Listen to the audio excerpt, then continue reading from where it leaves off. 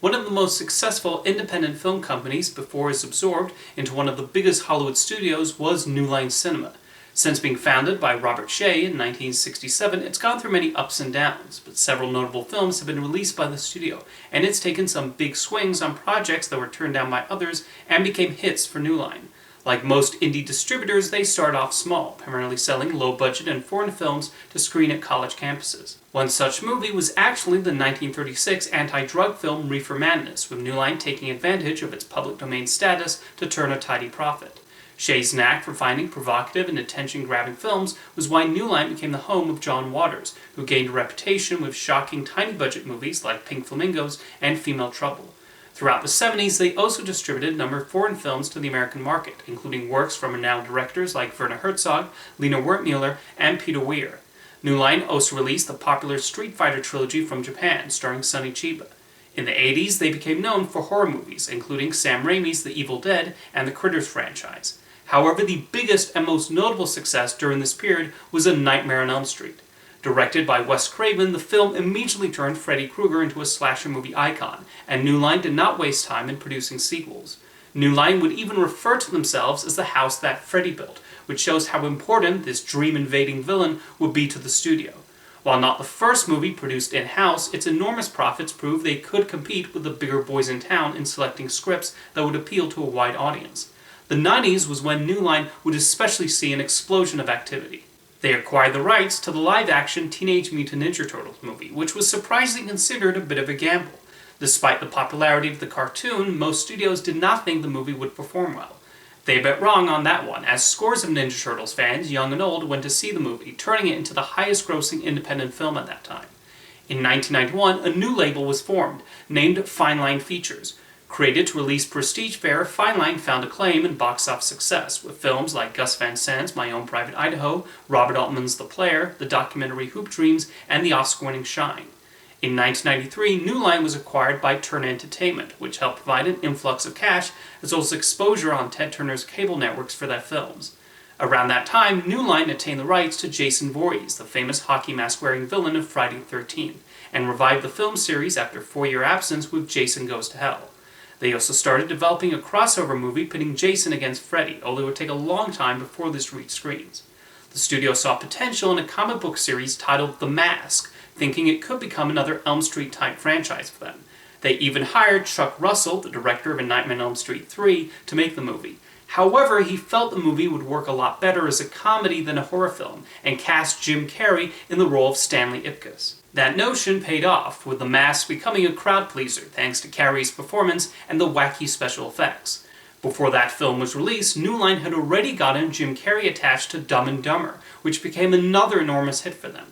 Other notable successes for New Line were Friday, a comedy co-written by rapper Ice Cube and the feature directing debut of F. Gary Gray, and Seven, a dark and creepy thriller from David Fincher.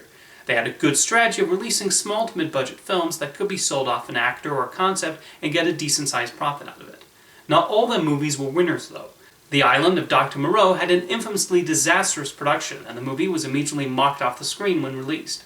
In late 1996, the higher-ups of New Line were taken by surprise when Turner announced he would sell his company to Time Warner. Shaye and many others there became concerned that they would be seen as redundant next to Warner Brothers, and so they tried to find another company to buy them. However, the asking price was considered too high, and they found no takers, so New Line stayed under their new corporate owners. Fortunately, they already greenlit a number of promising movies that proved their usefulness to Time Warner. They took a chance on Austin Powers, International Man of Mystery, Mike Myers' first movie since Wayne's World 2. That 60s-inspired comedy performed decently at the box office, but became a phenomenon on home video, spawning 2 enormously successful sequels. New Line also produced Paul Thomas Anderson's second feature film, Boogie Nights, after the script was turned down by 20th Century Fox, as well as the political comedy Wag the Dog, which did well with critics, awards groups, and at the box office. There was also the Adam Sandler, Drew Barrymore romantic comedy The Wedding Singer, and the vampire movie Blade, based on the Marvel Comics character. New Line had already handled the American distribution on a few Jackie Chan movies, which resulted in them picking up the script for Rush Hour after Disney decided not to make it. That was a big hit for them, and much like Austin Powers and Blade, led to 2 sequels. The horror movie Final Destination also found favor with young audiences, starting a long-running series of its own. One movie they thought could launch a potential franchise was the big screen update of Lost in Space, but it wound up being a money loser. It was the film that finally unseated Titanic off the #1 spot at the weekend box office, so it had that going for it. New Line's biggest gamble came with an adaptation of a famous fantasy book trilogy. Peter Jackson had been trying to get Lord of the Rings off the ground at Miramax, but their parent company Disney had forced them to sell it to another studio. New Line was already familiar with Jackson, as they had commissioned him to write an unproduced Elm Street sequel for them. At Miramax, Harvey and Bob Weinstein wanted him to condense J.R.R. Tolkien's trilogy to 2 films, and potentially even a single film. However, Shea felt it should remain 3 movies, and decided to take the risk of letting Jackson make all 3 films simultaneously, with the help of financial backing from the studio's foreign partners. Adding to the pressure on Lord of the Rings to succeed, New Line experienced a number of flops, while Jackson was off in New Zealand working on the trilogy. Little Nicky became the rare Adam Sandler comedy at the time to lose money. There was also the Dungeons & Dragons movie and the comedy Town & Country, the latter of which went wildly over budget and lost the studio $100 million. Thankfully, The Fellowship of the Ring was a massive success, with The Two Towers and The Return of the King doing even better. The third movie, winning Best Picture and 10 other Oscars, was a nice feather in its cap, and New Line Cinema was finally the toast of the town. The period after Lord of the Rings was quite a nice one for the studio. Freddy vs. Jason was finally made in 2003 and did very well, along with the beloved Christmas comedy Elf and the romantic drama The Notebook. The stoner comedy Harold and Kumar Go to White Castle did okay on its theatrical release, but more discovered the film on DVD, which led to 2 further sequels. You know, I cannot help but notice New Line really likes trilogies.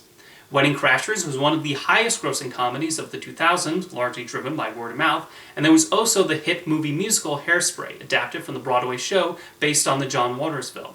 New Line did experience a major flop with Son of the Mask, an attempt at a sequel that largely annoyed fans of the first movie and was destroyed by critics. Robert Shea also went off to direct the fantasy film The Last Mimsy, his second feature directing effort. That one did not find much of an audience. What ultimately hurt New Line and its existence as its own studio was the Golden Compass. As was usual for them, they pre-sold the foreign rights. Unfortunately, while the film did well in the rest of the world, it only grossed $70 million in the United States, which was not enough to cover the $180 million budget. So Time Warner made the decision to absorb New Line into Warner Brothers, and Bob Shea left the company he'd created 40 years earlier. Under WB, New Line primarily became the home for horror films and comedies, with the occasional fantasy film thrown in. Under its first few years under this new leadership, the company did find decent success, with projects like the Sex and the City movie, the adventure film Journey to the Center of the Earth, the romantic comedy He's Just Not That Into You, the Friday the 13th remake, and the body swap teen flick 17 Again. Horrible Bosses and We're the Millers also became solid summer hits, and Peter Jackson returned to Middle-earth with the Hobbit trilogy. New Line's history of launching profitable horror franchises did remain, with James Wan's The Conjuring leading to an entire series of films set in that universe. Another major success story was the 2-part film adaptation of Stephen King's It. Despite the division's track record, Warner Brothers still has final say on what they can produce. The NWA biopic Straight Outta Compton was originally set up at New Line, had been in development there for years. Warner Brothers did not like the proposed budget though, and allowed them to take it elsewhere. The movie became a big hit for Universal Pictures, although Warner still ended up taking a percentage. The same situation happened with the Dumb and Dumber sequel. One long-in-development New Line production that stayed at WB for obvious reasons was the DC superhero movie Shazam. They actually started working on the film in the early 2000s, and despite DC movies usually being handled by Warner, the project remained at New Line. They even involved in the upcoming spin-off film Black Adam. Like other production companies, the unit is also creating films for their parent company's streaming service. 8-Bit Christmas and Kimmy are recent New Line films that have made their way to HBO Max. Unsurprisingly, WB does try to take advantage of their IPs, as we'll be getting a remake of House Party, an animated Lord of the Rings movie, and a 6th Final Destination installment in the future.